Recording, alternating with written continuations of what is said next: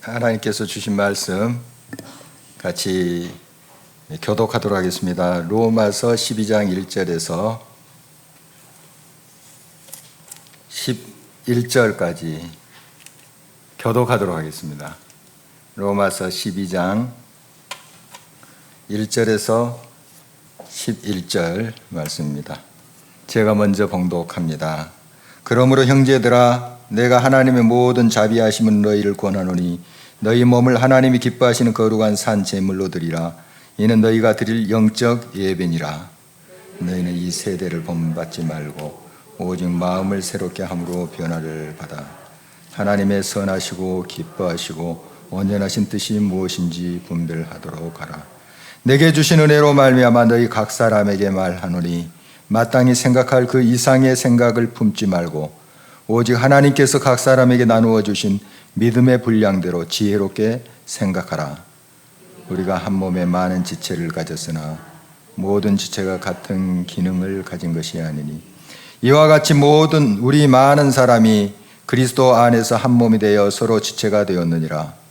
우리에게 주신 은혜대로 받은 은사가 각각 다르니 혹 예언이면 믿음의 분수대로, 혹 섬기는 일이면 섬기는 일로, 혹 가르치는 자면 가르치는 일로, 혹 이루하는 자면 이루하는 일로, 구제하는 자는 성실함으로, 다스리는 자는 부지런함으로, 긍휼을 베푸는 자는 즐거움으로 할 것이니라.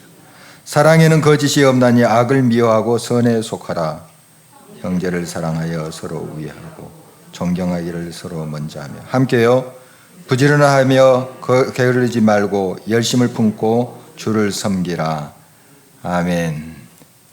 지난주 우리가 나눴던 말씀 또 잠깐 살펴보도록 하겠습니다. 깊도다 주의 마음이라는 이제 제목으로 말씀을 나눴습니다. 깊도다 주의 마음. 주님의 생각은 우리 생각보다 높죠. 아니 비교할 수가 없죠. 그래서 주님의 역사를 우리가 다 헤아린다는 건 그건 어불성설입니다. 몰라요.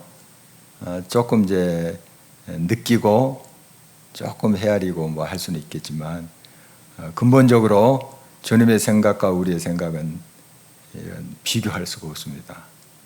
그래서 상식선상에서 하나님께서 또 지금 역사하시지만 초월적인 역사로 또 우리 삶 속에 함께 하신다 하는 걸 또 우리가 고백하게 됩니다. 그래서 항상 우리는 주 안에서 우리를 스스로 자랑할 수 없어요. 지금 로마 교인들은 이방인들이죠. 이방인들인데 이제 구원을 받고 굉장히 그 구원의 감격 속에 있었나 봅니다.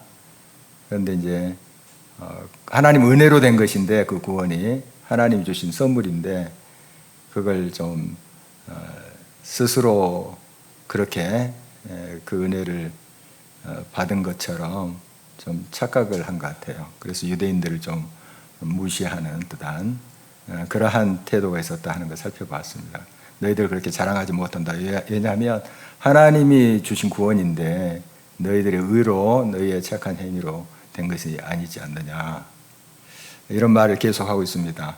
그러니까 9장에서 11장 로마서 이 말씀 보면 이제 유대인들, 로마 교인들, 이방인들이 좀 무시하려고 했던 이 유대인들이 나중에 구원을 받는다.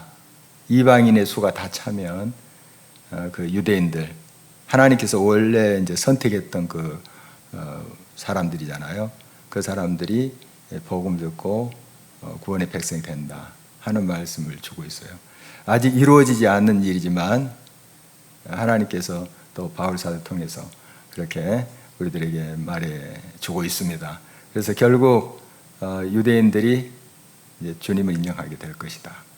물론 다 뭐 100% 그렇게 되지는 않을지 모르지만 정한 하나님께서 택한 그런 유대인들은 다 돌아오게 된다 하는 것이 이제 신비다 이런 표현으로 지난 본문에서 말씀하신 것을 보았습니다. 신비, 비밀이다. 그러나 밝혀진 비밀이죠. 주님께서 우리들에게 알려주신 그 비밀입니다. 그래서 우리는 스스로 자랑할 것이 없다 하는 것이고요. 그래서 항상 겸손한 것이 필요합니다. 우리가 이제 참된 삶이 뭔가 하는 걸 한 4가지로 살펴봤는데 좀 기억나신가요? 먼저 나의 약함을 아는 거. 아, 내가 부서지기 쉬운 존재구나. 질그릇 같은 존재구나. 약함을 아는 거. 그 다음에 한계가 많구나. 한계가 많구나. 또 그 다음에 부족함이 많구나. 나 참 부족하구나. 그리고 모르는 게 많구나. 내가 모르는 게 많구나. 그래서 이제 애우기 쉽게 앞작 따서 약한 부모 해서 한번 외워봤잖아요. 약한 존재구나. 내가 부서지기 쉬운 존재구나. 한계가 많구나. 그리고 부족함이 많다. 모르는 게 많다. 하는 게 참된 삶이에요. 이런 태도로 겸손하게 자기 자신을 살피는 사람은 하나님을 찾게 돼요.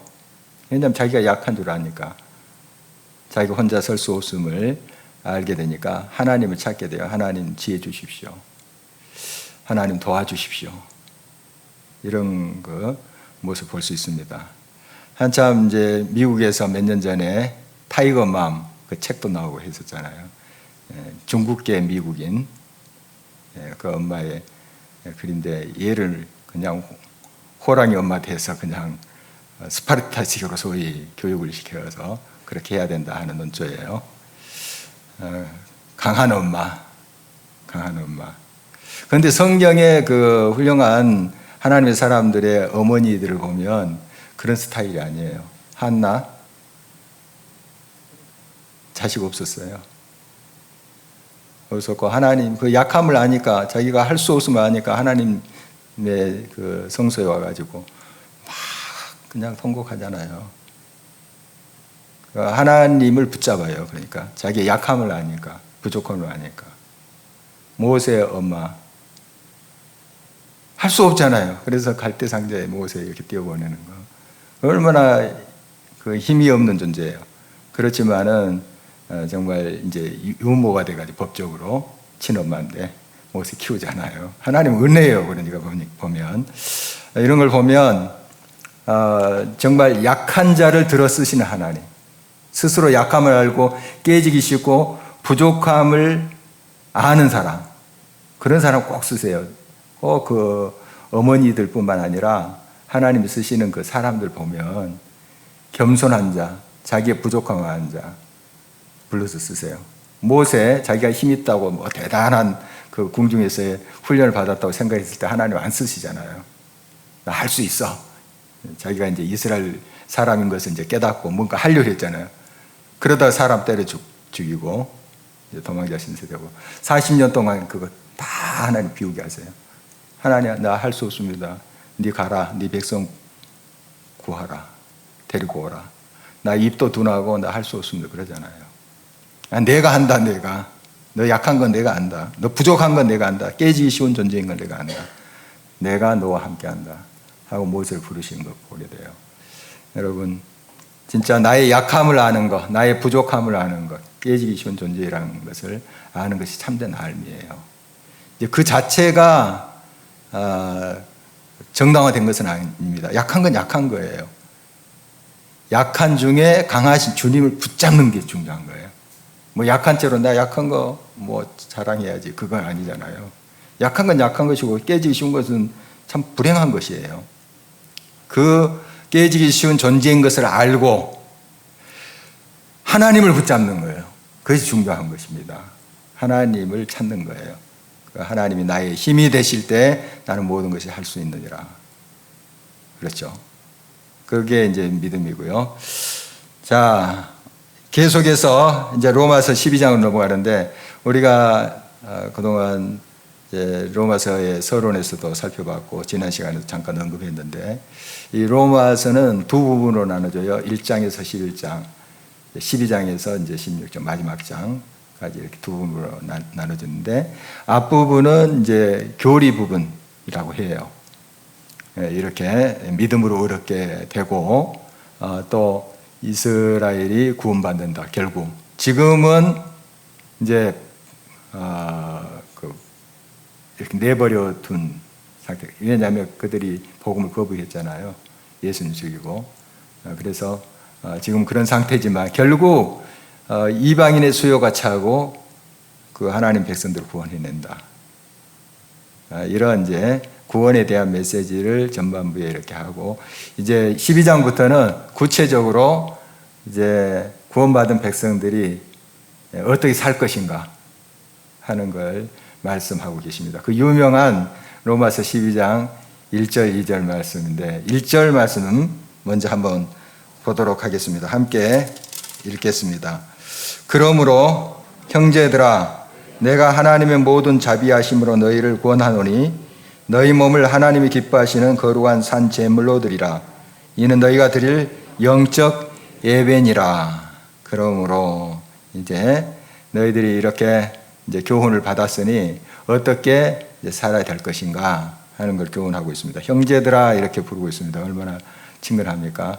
지금 이제 좀 로마에 있는 이방인 성도들이 약간 교만해졌잖아요. 우리가 그동안 이제 살펴본 대로 유대인들을 좀 무시하려고 하는 그런 행위들 살펴봤는데, 그럼에도 불구하고 그들은 이제 좀 책망조로 그들에게 훈계를 했습니다만은, 그러나 항상 바울의 마음은 사랑하는 마음, 그들을 바로 세워주려고 하는 마음이 근본에 있어요. 그래서 형제들아 하는 그 부름 속에도 그 바울의 마음을 우리가 느낄 수가 있습니다. 너희 몸을 하나님이 기뻐하시는 거룩한 산 제물로 드리라. 너희 몸을 드리라. 이런 말씀하는데, 이 몸은 우리의 이제 삶을 의미합니다. 전인격을 하나님이 기뻐하시는 산 제물로 드리라. 이것이 이제 영적 예배다. 하나님이 받으시는 예배다 하는 것입니다. 하나님이 받으시는 예배, 바로 이 영적으로 영과 진리로 드리는 예배예요. 그러니까 이 성령으로 드리지 않는 예배, 하나님과 통할 수 없어요. 하나님 영이시니 예배하는 자가 영과 진리로 예배하지는, 영과 영이 통하는 거예요. 우리의 육신의 욕망과 소욕을 가지고 하나님과 통할 수 없어요. 딱 차단돼 버려요. 우리의 죄악이 하나님과 우리 사이를 갈라놔 버려요. 영과 영이 통하는 거예요. 영과 영이. 그래서 바로 하나님 앞에 드리는 영적 예배는 하나님이 기뻐하시는 예배, 그리고 거룩하게 우리의 몸을, 우리의 삶을 드릴 때 하나님이 받아주십니다. 그리고 살아있는 예배가 되어야 된다. 무슨 말입니까? 정말 우리의 삶을 통해서 하나님 앞에 드려야 된다 하는 것입니다. 그 형식적이고 어떤 거칠에만 있는 그런 예배가 아니라 살아있는 예배, 정말 우리의 삶을 온전히 드리는 예배, 하나님께서 기뻐하신다 하는 것입니다. 그 예배의 네 기둥이라고 제가 한번 표현을 해봤는데요. 한 네 가지, 그것이 예배 속에 꼭 있어야 되겠다 하는 생각을 묵상하면서 한번 적어보았습니다. 먼저 예배는 하나님과 만남이에요. 만남. 하나님과 만남 없으면 그 예배가 아니에요. 예배처럼 보이지만 그 예배일 수가 없어요. 하나님 우리 만나러 온 거잖아요. 이 시간도 우리가 이제 수요 예배, 기도회라고 또 하는데, 예배의 또 한 형태죠. 하나님과 만나야 돼요. 하나님 만나러 오셨잖아요. 누구 만나고 또 다른 어떤 목적이 있어서가 아니고 하나님 만나러 우리가 온 거예요.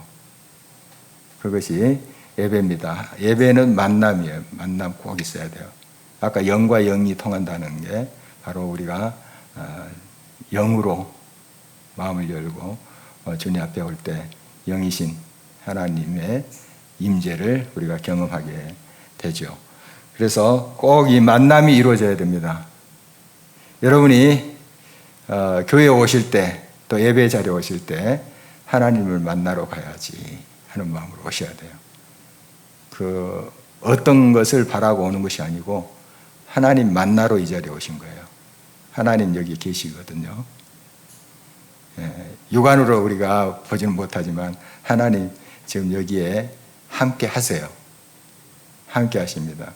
우리 주님이 약속했습니다. 두세 사람이 내 이름으로 모인 것에 내가 그들과 함께 있느니라.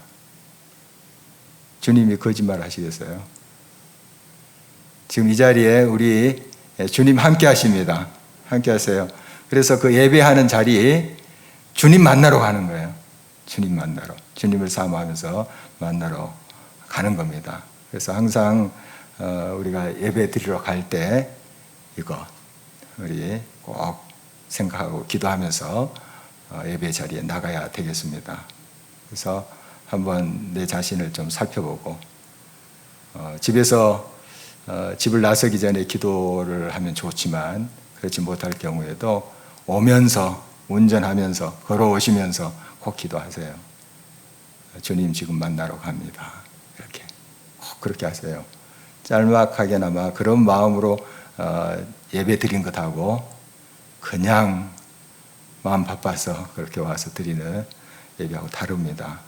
주님 만나러 가는 예배 돼야 되고요. 그리고 항상 제가 강조하는 거지만 이 예배는 드리는 거예요. 우리가 예배 드린다 표현하잖아요. 예배 드리는 거예요. 요즘 이제 예배 보는 게 많아졌는데 영상으로 물론 그게 다 이제 예배 드리는 거겠지만 여러분 근본적으로 이게 참 중요합니다. 예배는 하나님께 드리는 겁니다. 내가 먼저 뭘 받으려고 해서 오는 것이 아니고 내 삶을, 내 몸을 주님 앞에 드리는 거예요. 이게 예배입니다. 그리고 너희 몸을 산 제물로 드리라 그랬잖아요. 아까 우리가 1절에서 읽었듯이 우리의 삶을 주님 앞에 제물로 드리는 거예요. 또 주일 예배, 일주일의 삶을 주님 앞에 드리는 거예요. 내가 은혜 받아야지, 물론 그런 이제 소망을 가지고 또 이로도 받아야지 하는 소망을 가지고 올 수 있어요. 그러나 그게 예배의 근본 자세는 아니에요. 하나님께 영광을 돌리려 예배 드리러 오는 거죠. 하나님께서 베풀어 주시는 은혜대로 내가 한 주간을 살았습니다. 이렇게 인도하셨습니다. 이렇게 합력해서 선을 이루셨군요. 또 지금 문제가 아직 있지만 주님이 나와 함께 하실 줄 믿습니다. 반드시 주님이 해결해 줄 줄 믿습니다. 그걸 가지고 주님 앞에 드리려고, 우리의 삶의 고백과 우리의 삶을 주님 앞에 드리려고 우리가 예배 자리에 오는 거예요. 항상 이거 잊지 마시기 바랍니다. 그러면 주님이 주세요. 그건 이제 주님이 하실 일이에요. 주님 은혜도 주시고 뭐 치유의 역사도 이루어 주시고 주님이 하실 일이에요.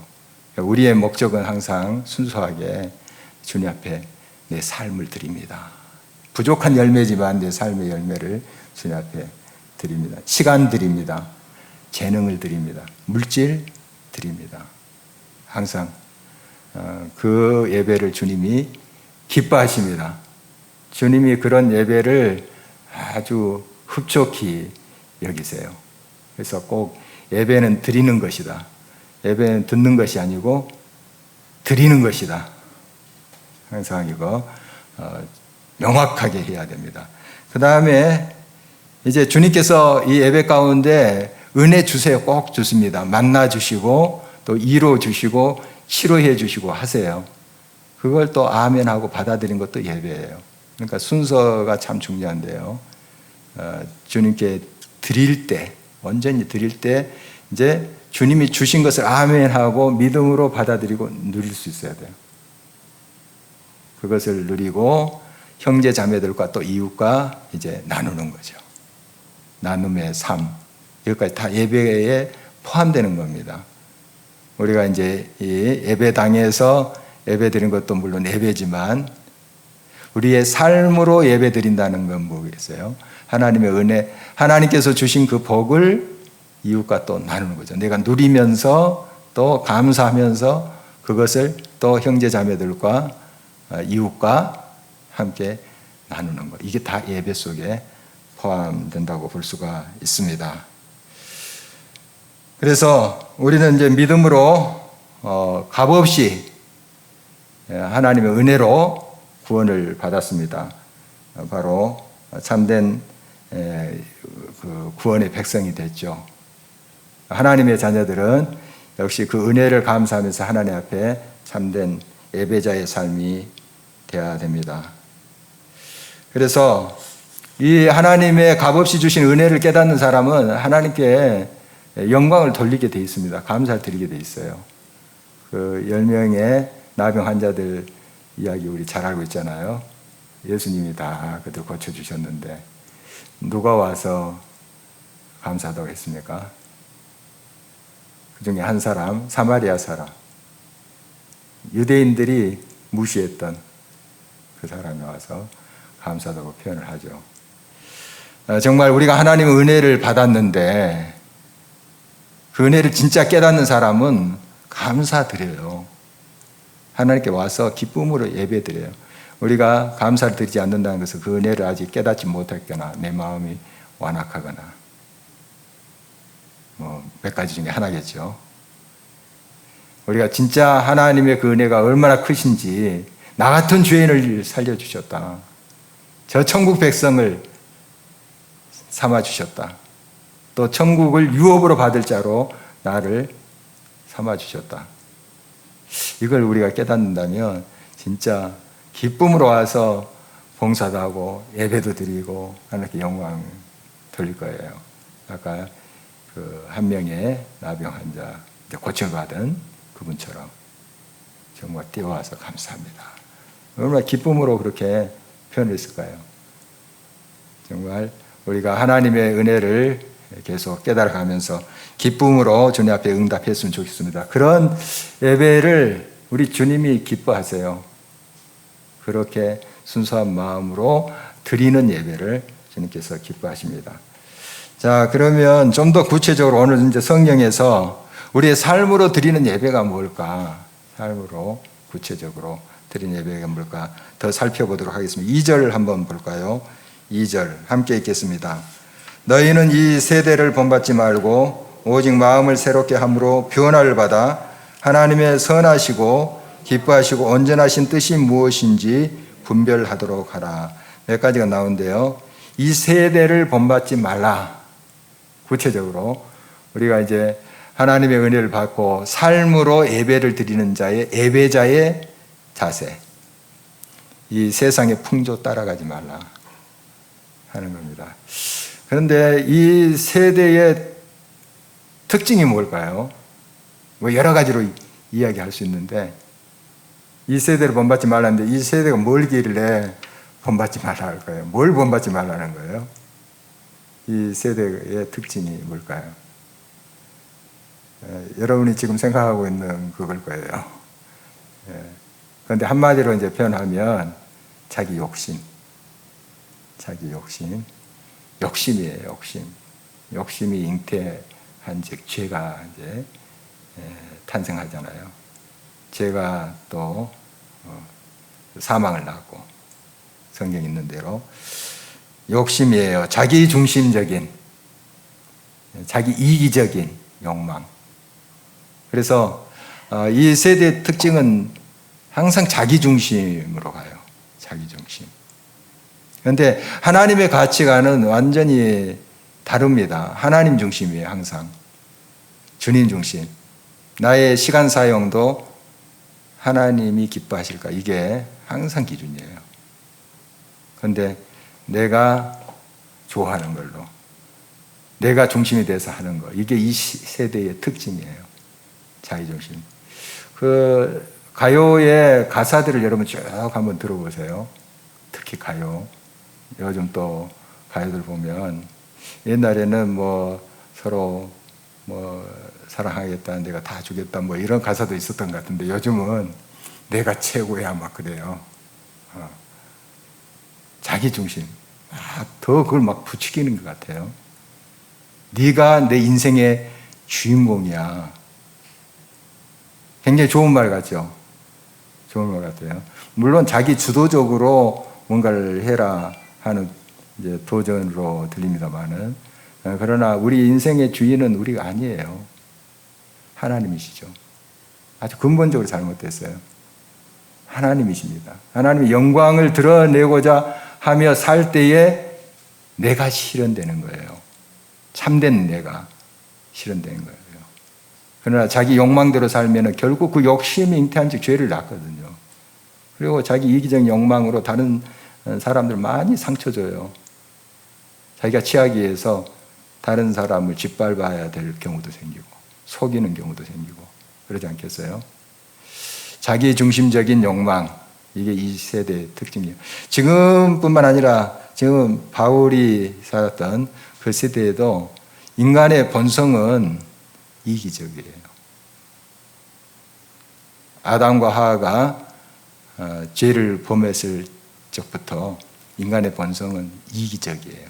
자기도 모르게 자기 중심적이 됩니다. 이걸 늘 경계해야 됩니다. 이걸 본받지 말라, 버리라 하는 겁니다. 그래서 하나님 중심으로 언제나 우리가 우리 자신 세워가야 됩니다. 요한일서 2장 15절 16절 말씀, 우리 많이 또 묵상하는 말씀인데 한번 화면 보면서 같이 읽어보도록 하겠습니다. 이 세상이나 세상에 있는 것들을 사랑하지 말라. 누구든지 세상을 사랑하면 아버지의 사랑이 그 안에 있지 아니하니 이는 세상에 있는 모든 것이 육신의 정욕과 안목의 정욕과 이생의 자랑이니 다 아버지께로부터 온 것이 아니요 세상으로부터 온 것이라.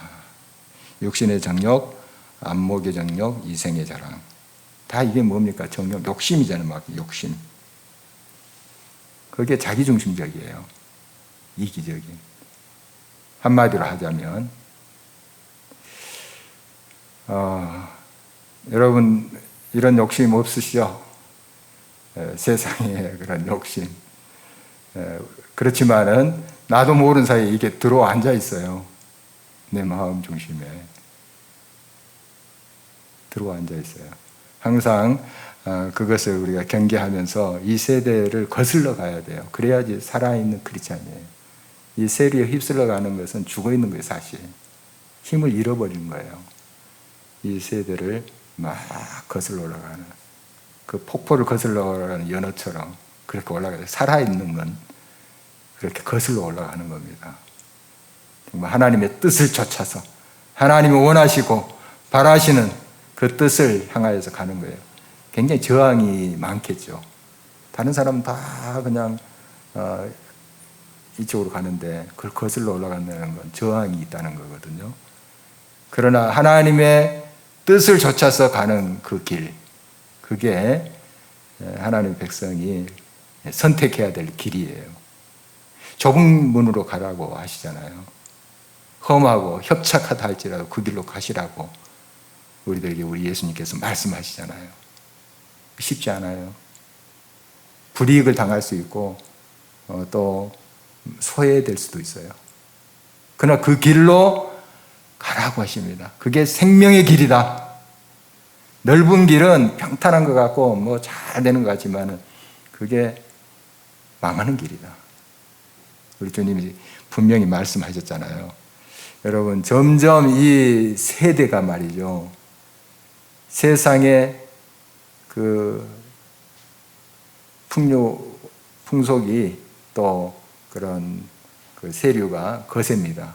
점점 더 거세지는 것 같아요. 그래서 그냥 우리 믿음의 자녀들도 그냥 이제 휩쓸려 가는 듯한 그런 모습이 많아요. 정말 하면서 우리가 안타까움만 가지고 있다면 안 돼요. 뭐 우리가 더 정신 차려서 거슬러 가야 됩니다. 이 세대를 본받지 말고 정말 하나님 중심으로 바로 서야 된다는 사실이죠. 그리고 마음을 새롭게 함으로 변화를 받아. 이제 좀 소극적이라면 그 이 세대를 본받지 않는다. 소극적이라면 이제 좀 더 적극적으로 마음을 새롭게 함으로, 가치관을 새롭게 함으로 변화를 받아서 우리가 하나님의 뜻을 이제 쫓아가야 되겠죠. 한참 심령대 부흥회 이런 타이틀을 걸고 부흥회하고 했었어요. 이건 이제 말이 많이 진부한 것 같지만은 사실 대단한 메시지예요. 심령, 마음이 변해야 돼요. 겉으로만 크리스찬, 아무런 유익이 없어요. 사실 영적 유익이 없습니다. 겉으로만 크리스찬의 모습, 무늬만 크리스찬의 모습, 그건 하나님의 의를 드러낼 수가 없습니다. 우리 심령이 변해야 돼요. 심령이 하나님 중심으로 확고하게 서야 됩니다. 확고하게 마음으로부터 변화돼야 돼요. 그러기 위해서는 성령의 충만함을 받아야 돼요. 그렇지 않으면 우리가 결심 가지고 안 되거든요. 이 세대를 본받지 아니하리라, 하나님 뜻대로 살리라, 얼마나 결심합니까? 저도 많은 결심을 하곤 하는데 이거 제 의지로 안 되는 거예요. 어느 정도 하다가 다시 제자리에 뒷걸음질 치고 있어요. 성령으로 되는 거예요. 성령 충만하지 않으면 안 됩니다. 제자들이 성령 받기 전에 의욕이 없었나요? 다 주님을 부인한다 할지라도 나는 목에 칼이 들어와도 주님을 부인하지 않겠습니다. 베드로 큰 소리 쳤잖아요. 아마 그 마음은 진심이었을 거예요. 그러나 결정의 순간에 안 되잖아요. 부인하고 있잖아요. 닭이 이제 예수님 말씀대로 울자. 그때 이제 예수님 말씀 기억나잖아요. 그게 우리예요. 베드로만 그런 게 아니고 우리들의 모습이에요. 결심 중요합니다.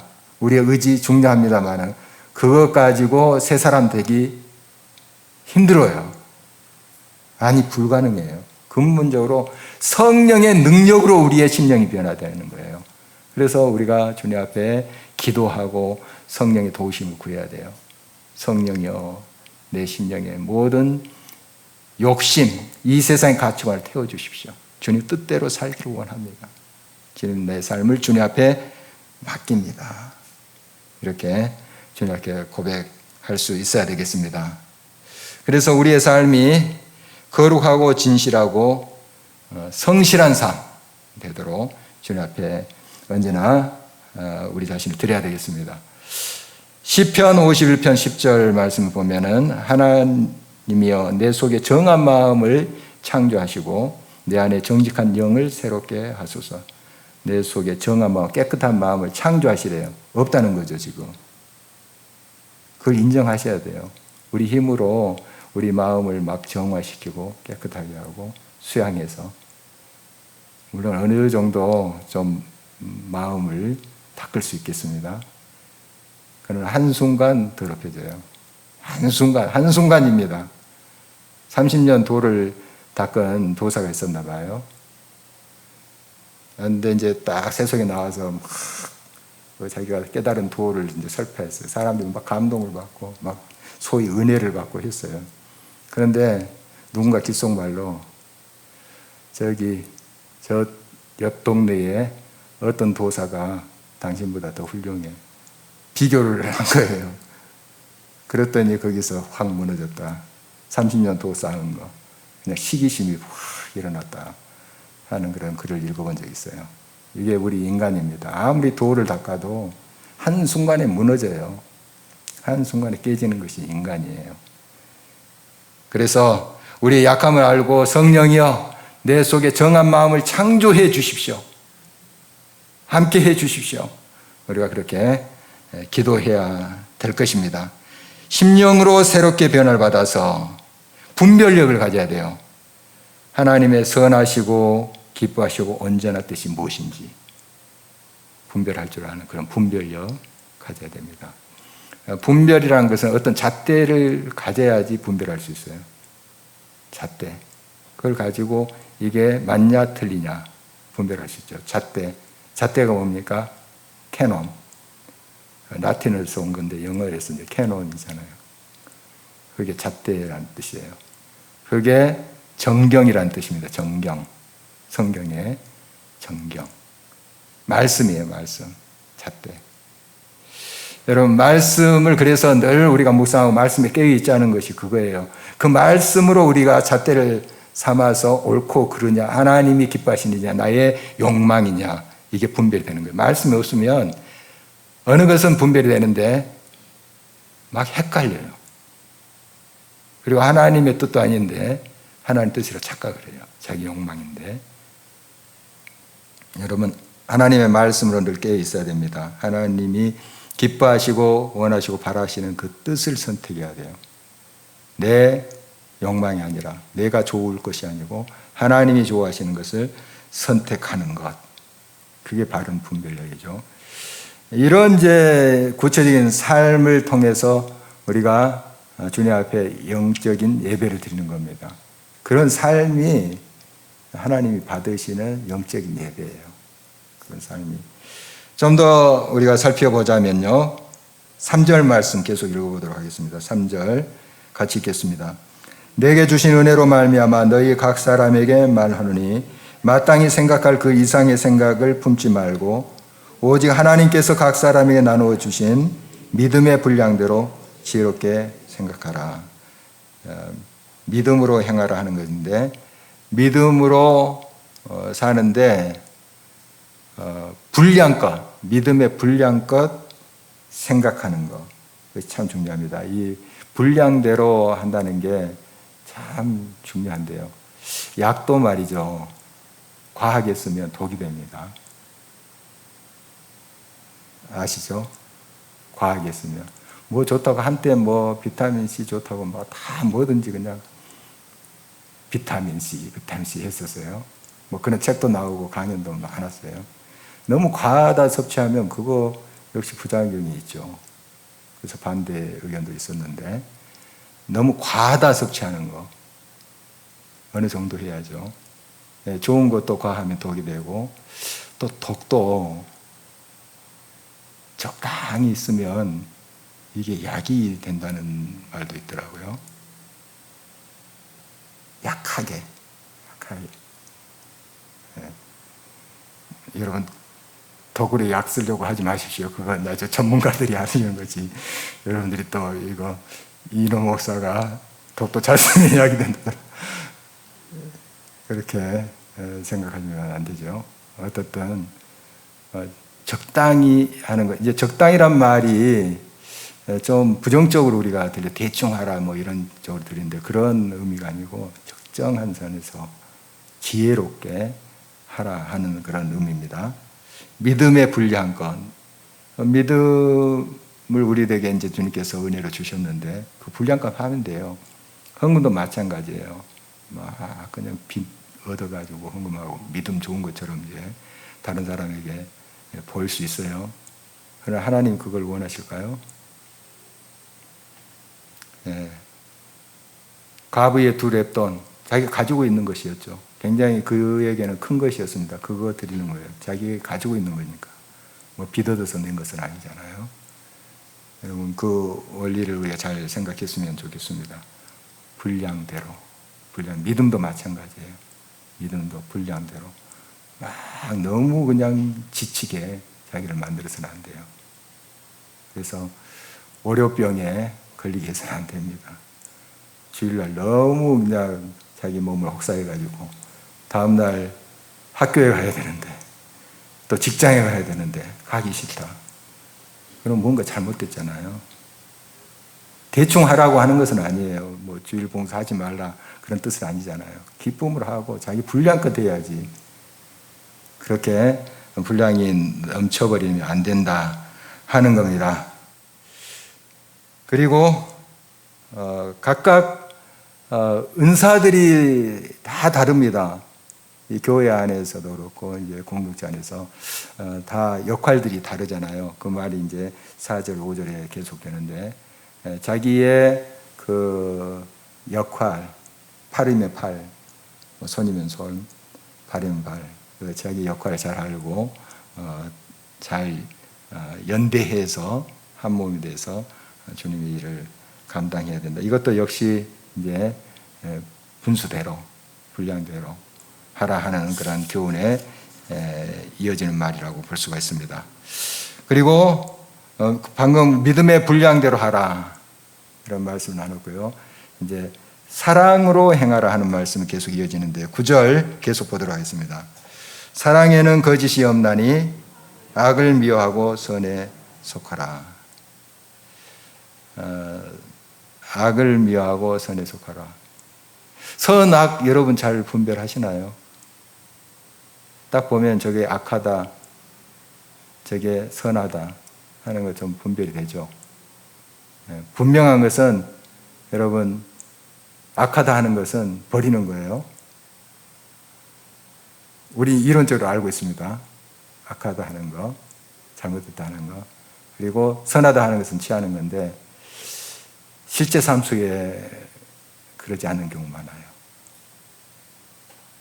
악하고 나쁘다 하는 것을 막 못 버려요.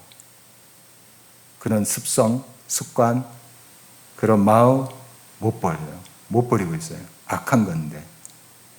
여러분 과감하게 악은 버려야 됩니다. 성경에는 악은 그 모양이라도 내지 말라. 다 버리라. 그게 손해볼 것 같고 내가 없어지는 것 같고 그런 생각이 들지 모르지만 그게 사는 길이에요. 선을 택하라. 이게 선악인지 잘 알지 못하는 경우 있어요. 그때는 일단 보류하는 겁니다. 하나님께 계속 물으세요. 물으세요. 이게 옳습니까? 그리고 하나님께서 분별력을 주실 때 그 분별해서 악은 꼭 버리는 겁니다. 그리고 선은 취하는 것. 그리고 그 사랑의 행위 중에 한 가지 더 10절 하반절에 보면은 존경하기를 서로 먼저 하라. 여러분 서로 존중하는 마음이 참 중요합니다. 우리가 사랑 그러면 너무 어렵잖아요. 여러분 사랑이라는 그 주제가 소설이나 문학작품이나 노래 가장 많을 거예요. 사랑이라는 주제가. 그만큼 사랑이 어렵다는 거예요. 다양하게 표현해 보지만 사랑이 뭔지 모르겠다 하는 뜻이에요. 그렇게 많은 표현이 있다는 것. 대체 사랑이 뭐냐? 그런데 우리가 그렇게 사랑하면 굉장히 추상적으로 들리는데 아주 실제적인 게 존중하는 거예요. 상대방을 존중하는 거. 여러분 가정에서부터 서로 좀 존중하십시오. 존중, 높이. 말 한마디라도 좀 높여주는 말 좀 했으면 좋겠어요. 막 그냥 그 공격하는 그런 말이 아니라 높여주는 그런 말이 됐으면 좋겠어요. 칭찬, 존중해주는 것. 그게 구체적인 사랑의 모습이 되겠죠. 그리고 한 가지만 더요. 11절 한번 볼까요? 같이 읽겠습니다. 부지런하여 게으르지 말고 열심을 품고 주를 섬기라. 열심을 품고 부지런하여 자기에게 주어진 그런 삶에 헌신하라 하는 그런 말씀이죠. 또 우리 믿음의 공동체에서 열심을 내서 헌신하고 봉사하는 거. 이제 이런 것들이 종합적으로 이제 하나님 앞에 드리는 영적 예배인 거예요. 이런 행위들. 그냥 예배 순서에 따라서 주일 예배만 예배가 아니고 이런 다양한 우리의 삶의 모습. 그래서 이제 삶이 이제 예배가 돼야 된다 하는 말이 그거예요. 구체적인 우리의 삶에 이런 실천이 있으므로 하나님께 우리가 산 예배, 산 제사를 드릴 수 있다는 것입니다. 우리의 삶이 예배되기를 바랍니다. 하나님이 기뻐하시는 산 제사 되기를 바랍니다. 오늘 말씀 켜가면서 같이 기도했으면 좋겠습니다.